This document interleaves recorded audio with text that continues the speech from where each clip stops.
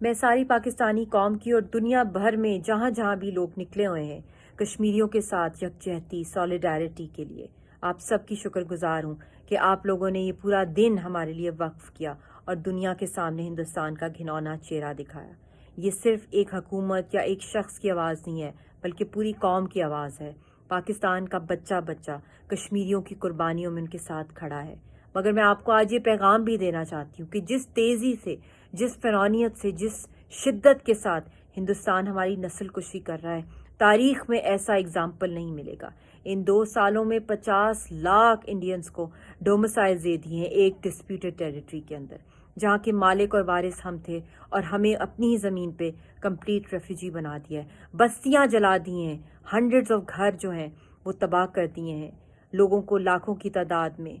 جہاں بھاگ کر دیا ہے، پیلٹ سے چھلنی کر دیا ہے۔ اب تو یہ بات ہے کہ ہمارے گھروں کے باہر ہمارے پیاروں کو شہید کر دیا جاتا ہے اور پھر ان کی لاشیں بھی چھین لی جاتی ہیں اور ہمیں ان کو دفنانے کا بھی حق نہیں ہے۔